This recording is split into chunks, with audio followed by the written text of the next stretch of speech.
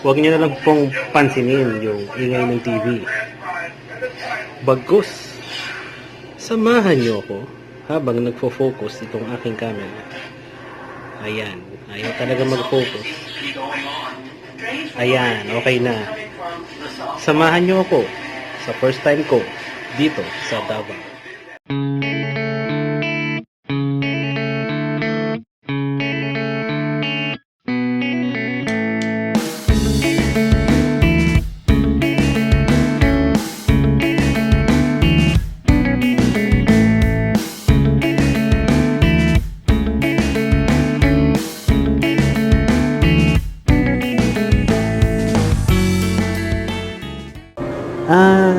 Naka-check-in na tayo sa ating hotel dito sa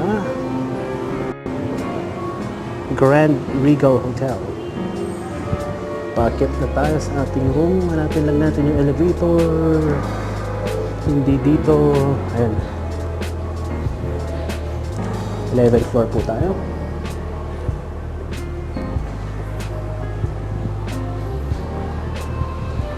Eleventh floor, yeah. Going up. Going up. Level 11. So, welcome to my room. Bago ang lahat, hanapin natin ang switch ng ilaw.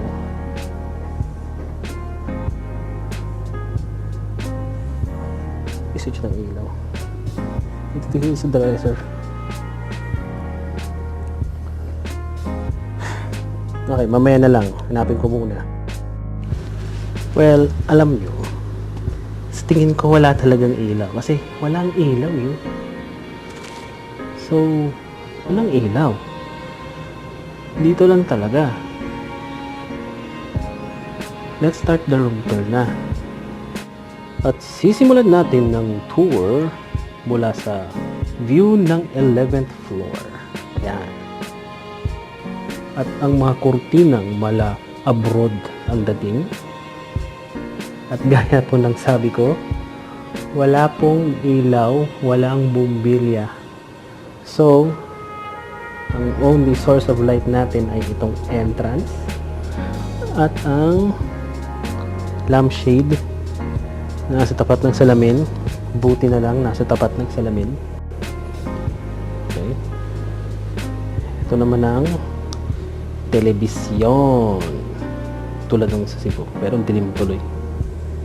Ito ang bed at dalawang lamp. Oo nga pala, dalawang lampshade. Tanga lang, no? Lapin natin yung switch. Ano mo kuryente tayo? Takot ako. Hindi ko alam kung paano. Maya na lang.